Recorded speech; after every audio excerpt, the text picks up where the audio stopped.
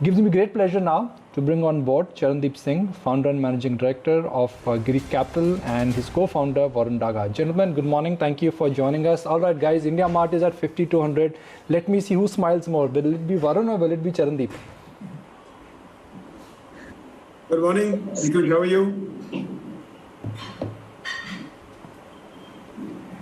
I was hoping for a slightly more, energetic start, guys. IndiaMART is at 5,200. I'll say it again.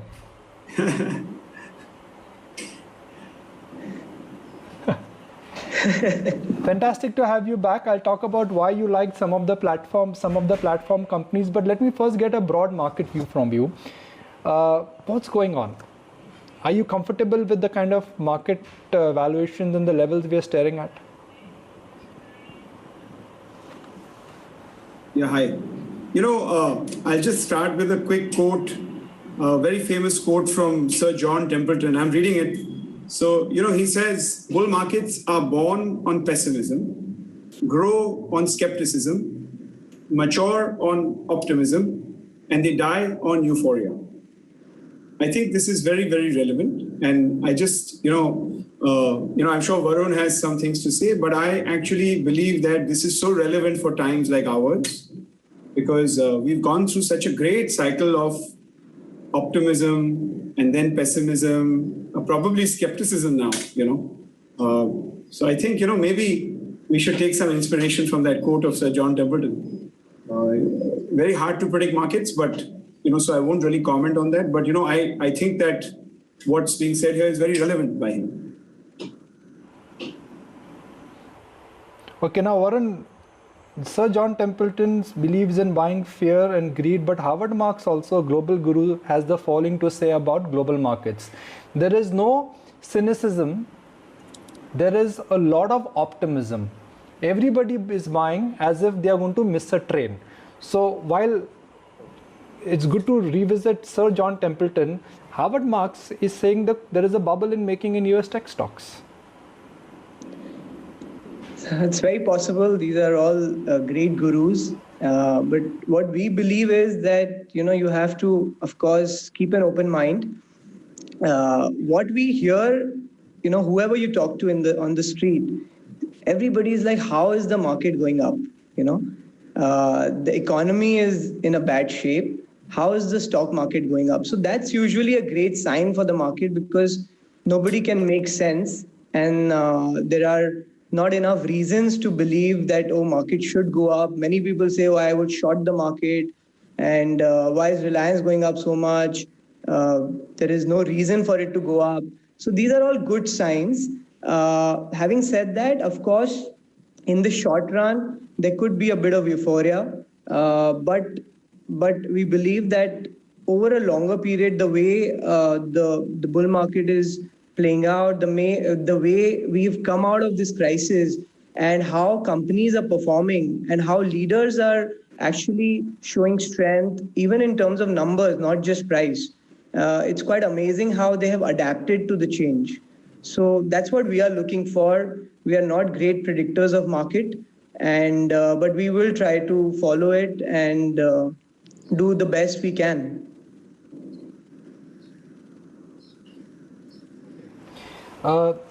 Charandeep, if I scan through your portfolio, you as a fund house are following a very differentiated strategy. What you are doing essentially, and correct me if my interpretation is wrong, you're morphing your portfolio to the new world, which is a Reliance, a Bharti, a IndiaMART. Basically, what you're telling the world is that you are very bullish on the so-called platform companies and the way how the world has taken a digital leap. There is no cement, there is no auto, there is hardly any traditional IT services. What you right now have are the new age digital businesses. Right. Actually, Nikunj, that's a really good observation, because we were having our Monday morning call in the office yesterday when we were going over our portfolio. What we typically do is we set aside some time to look at portfolio concentrations, industry concentration. Are we well balanced between small, mid, and large cap? How many illiquids do we have in our portfolio? We go through this risk management exercise. which is very important, and we do it in a very process-driven and disciplined manner. One observation that came to the fore between the two of us, or rather between our team, was that a lot of our companies are, so to speak, digital ready. If you look at many of them, they are great companies. They have superb leadership, great management, no governance issues. They are true leaders with accelerating earnings. But you know what all of these companies have done over the years? They have invested far in advance of not knowing a pandemic was coming. They've invested in great IT. They've invested in great HR personnel. They've invested in ensuring that they're always digital proof, IT enabled and technology ready, such that they can take leadership when the tough times come. So it's very easy for such companies to take market share at a time like this. The large is Darwinian. The large get larger. And I think this is a time when, unfortunately or fortunately, that is happening. So I think great observation on your part that, yes, a lot of the platforms that we are invested in are digital ready. As far as you said some of the old economy stocks, I would like to just take a step back and say, that in fact, I remember even in our last conversation, we discussed some of these names. They were very early on our screeners. These companies were throwing up very early for their leadership and their earnings potential and the earnings growth that we expect from them over the next several years. So not only these companies are digital enablers, they also came up very early on our screener for the quality of earnings momentum that they are showing. So, in a sense, yes, it's all come together pretty nicely and the portfolio has a lot of these digital leaders. It's not really by design, I would say. As far as old economy stocks are concerned, no, I'm sure they will have their time. I don't know. As of now, we don't necessarily see them as real money-making opportunities. But, let's not call them old economy stocks. I think IT services stocks aren't necessarily old economy stocks. They also benefit from the pandemic. The sector, it's showing up very regularly on our screeners. It's just a question of what to buy. Something has to fit all your criteria and something has to make money for the investor. And that's really why we do this. The eye is on the bottom line. It's not our own ego or our own thesis. The ultimate aim is to make money for the investor. That's a great point. Never lose sight of risk and never lose sight of opportunity. Varun, I'm just trying to understand for the benefit of our viewers, the stocks which you own, how are you really valuing them? Because if I use the traditional tool, the favorite tool which all of us use is PE, price to P multiple. Based on that, let's say Jubilant or IndiaMART, some of these stocks will be qualifying as expensive stocks, yet you like them. So how are you valuing them and why do you think they still have scope to make money? Sure. Great question, Nikunj. And I think it's one of the most talked about topic, which is the PE ratio. Everybody is so micro-focused on PE ratio. But, I think there are many ways to evaluate a stock. A high PE does not mean it's expensive. Low PE does not mean it's cheap.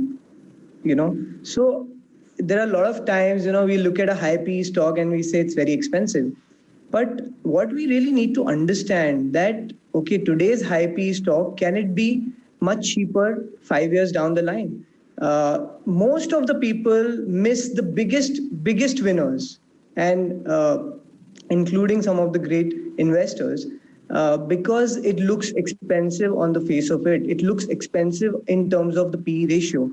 Many people don't even get through the company, don't even start analyzing the company and the fundamentals of the company because it looks expensive on the PE multiple. So we differentiate in that way. What we do is, before even getting in terms of the valuation, we first establish leadership.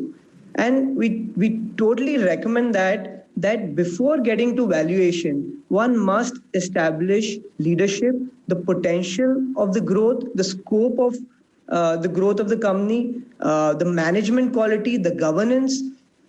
I think most of these, when we tick all these criteria, you realize that the stock is still expensive, right? You're in a PE multiple basis. But what happens is when you get into the fundamentals and you realize that, okay, look, the leadership is huge, the size of the opportunity is massive, and this company could be, probably 5 times the size in the next 5-7 years. So when we look at that, I think that the PE multiple is a very, very small part of the puzzle. What we need to understand is how big that company could be. What is the scope of the opportunity? So, for example, let's look at Reliance. When we first bought it, it was maybe around 8-9 lakh crore market cap. And what happened was that we started seeing this ARPUs going up. And just a simple math when we did about Jio, that, okay, he's at 40 crore subscribers. Can he get to a 60 crore subscribers or 50 crore subscribers in the next 5 years? And can the ARPUs go back to 300 levels, which was there 5 years ago? So can the ARPUs go back to the same level in 5 years, which was 5 years ago? If that happens, you could be seeing profit as large, a cash profit as large as 1 lakh crore just from Jio alone. So whether that happens in the next 5 years, 3 years, or 7 years, that is one needs to evaluate. But the scope of opportunity is big. Whether the ARPUs go to 300 or 500, that's need to be seen. But the scope of opportunity is very big. So if a Reliance can earn a 1 lakh crore, that at a 9 lakh crore, it's very cheap. That's just for Jio. Then there is retail, then there is petrochemical. So this is what we need to see first, and then come back to the valuation part, that, okay, what price you want to buy it, what levels you want to buy it. But I think establishing leadership and the scope of growth is the first step we look at. Great point. Now, Charandeep, while I understand that you like to buy leadership companies, why do you have both Bharti and Reliance in your portfolio? And given that the dynamics of the telecom sector are still not stable, Bharti has not been able to consider a price hike. They will have to shell out a lot in 5G. The promoters sold out at higher level. Is your thesis of owning Bharti, is it turning sour now? Not yet. I wouldn't say that's the case yet. See, we are in the very early stages of a possible duopoly type situation, right? And you know for sure that at worst, there are going to be 3 competitors, right? I think it's too early to throw in the towel and say that, look, this is not a money-making opportunity. This is not a secular opportunity, because you have potential price hikes coming here, right? Now, the question is, yes, if they don't come or if they are delayed, that backends the thesis. So there is a possibility, and look, in the market or when you're making investments, you can do all your work, but ultimately you're playing with a range of outcomes and possibilities, right? Not everything's going to go in the direction that you want, in the timeline that you want. But I think short answer to your question is duopoly-like situation, 2 well-funded competitors, and all the price war being behind us, the profit pool for the entire industry grows. So we believe all should benefit. Potentially all 3 should benefit. Let's see what happens. I think that the next 6 or 9 months will at least give us some idea as to whether our thesis is in the right direction. But basis historicals, it's clearly a tough investment. The leadership is there. The earnings acceleration is not there. So certain things are there and certain things are not there. Let's see if that changes in the next 6 months to 1 year. Varun, where else do you see this kind of a market share shift or concentration happening, where currently it could be COVID, it could be the efficiency cycle, it could be pure amalgamation of the business, where you think that leadership is going to will change and concentration will emerge more? Nikunj, I think this is happening in every industry. If you look at how things are shifting, the leaders are becoming bigger. They are well funded. They have capital, and the small guys are losing the business. So whether it is pharma or chemical or whichever sector which you look, most of the sectors, the leadership is taking the market share, because the smaller guys are not technologically enabled. They are not able to cope up with the pandemic. they're not able to attract the right talent.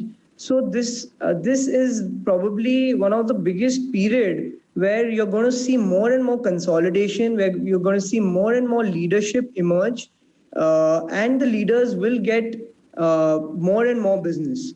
So I think I wouldn't name any specific sector, but across the industry, across sectors, this is the common trend, because and this has come as a jolt to most of the smaller guys who are not ready for the change, so and who have not able to adapt. I mean, look at the restaurant business, for example.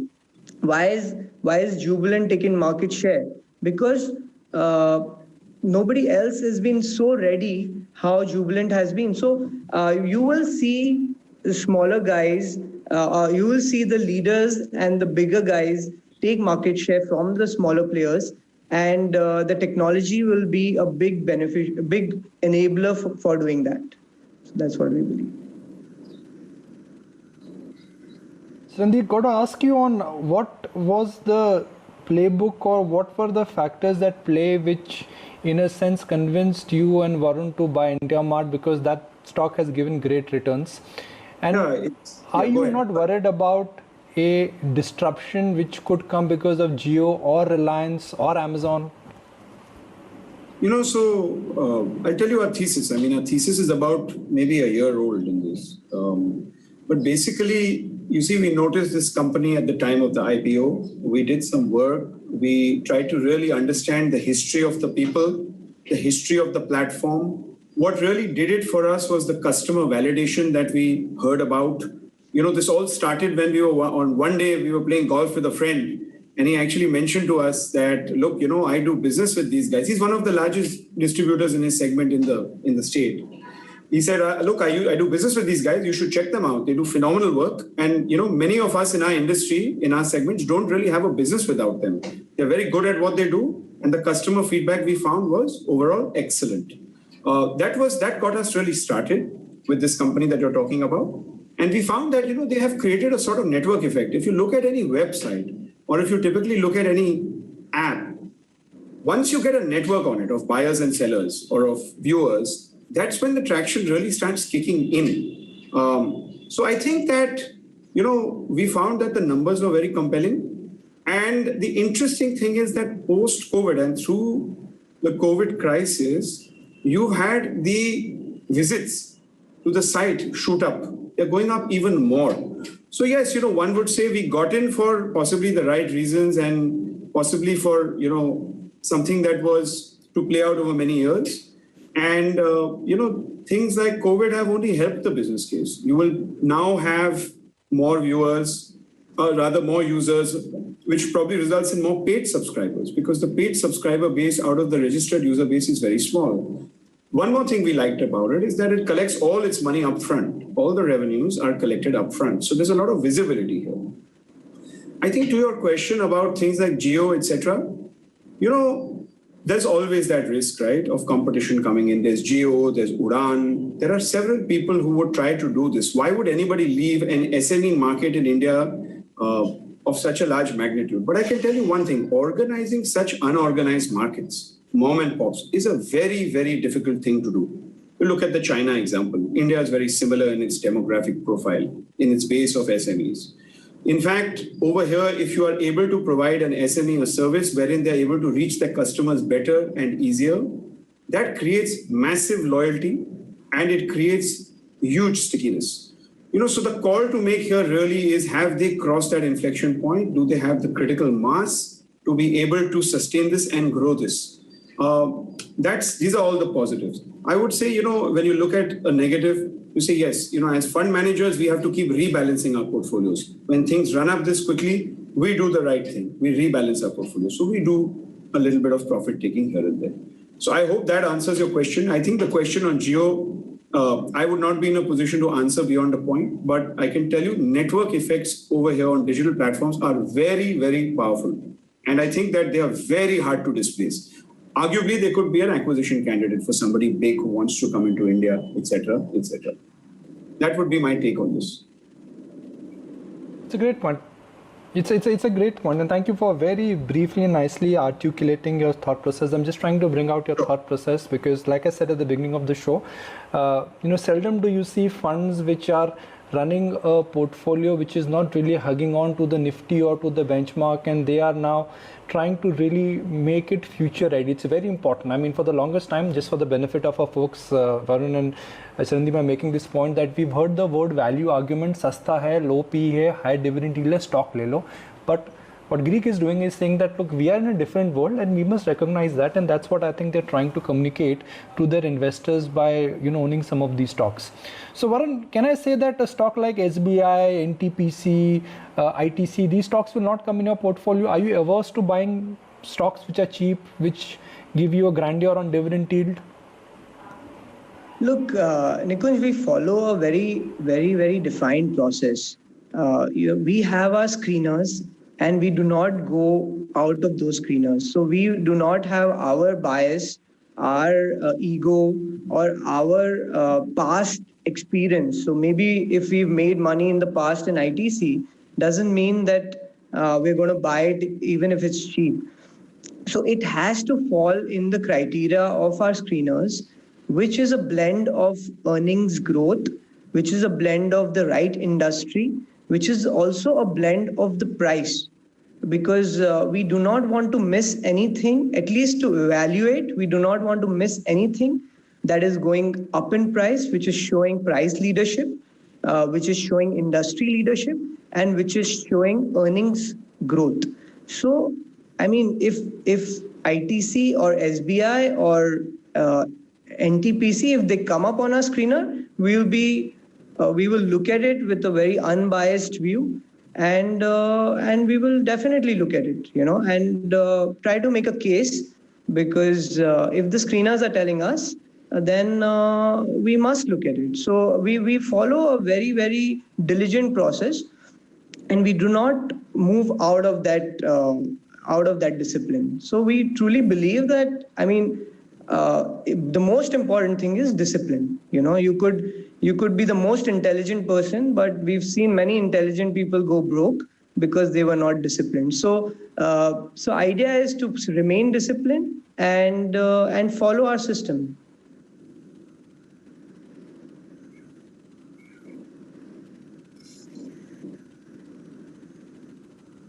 I'm going to wrap it up with a stock which you perhaps own, track, and understand much deeply than anyone else because of your old association, and that is HDFC Bank. There is a change of guard, and there are examples, Charandeep, where we can say change of guard in financials does matter. I can also give you examples where change of the guard does not matter, because if the company and if the bank is institutional driven. How should investors look at the change of guard for HDFC Bank once Mr. Puri steps down? I mean, he's created an institution, he's a legend. Will shareholders miss him, or he's leaving a ship which is in fine shape? Yes. I think, the whole street's talking about this. And I think, the way we at Girik would evaluate something like this is we would look at a leadership change very closely. See, look, let's put things into perspective. HDFC Bank are great institutions. The people that are behind these institutions are extremely professional, extremely diligent, process-driven. They have great talent. They have highly professional boards. So they have leadership, they have governance, they have the history of delivery. I mean, you really can't beat that. You're talking about possibly the institution in India, right? The institution, because they're number one across every vertical that they operate in. They're not number two, they're number one, virtually everywhere. So, to question them and to question their decisions, who are we? But yes, I think what you're saying is that there is a leadership change today at the bank. And will this go well? I think it remains to be seen. Of course, it's not easy to grow an institution that is this large because you just have so much size, right? You're already so large. A 10 lakh crore balance sheet to become a 30 lakh crore balance sheet, I mean, it may take a long time. You may not necessarily have the growth, but with such phenomenal raw materials, such great systems and such great people in place, you have to bet that even if these institutions get it wrong in the short term, I'm not saying this is a bad or a good decision to hire the gentleman that they've hired or rather to promote him to MD. But institutions like this ultimately go back and get it right. You look at Infosys, the great company that it is, right? it had governance issues or so-called governance issues. It had leadership issues. It had so many people change over the last decade. But you know what? Governance kicks in. There are people out there watching that genuinely empowered boards who will ensure that you get the right person in the place to run the institution. The raw material doesn't go away. It's very hard to displace that. So I think the same of HDFC Bank. And it's possible that you could have a decade of no returns. Investors just have to be mentally prepared for that. So there are two things. One is the decision correct? Will it work out? That's a different matter. Will the investment be a good investment? And how much time do you have as an investor? So if you go into a period of 10 years of no returns, are you willing to live with it? This is something that investors must always be aware of when they are buying something. They must have their thesis, their process, and their discipline intact. So two different things which I'm trying to highlight over here. Well, thank you very much. I guess, stock return is never linear. That is what I think we also must remind our viewers once again. All right, fantastic, gentlemen. Thank you for joining us, and thank you for sharing your thoughts so openly and so freely. Great. Thank you so much, Nikhil. Thanks for having us. Us. Let's take a break. When we come back, thank you very much.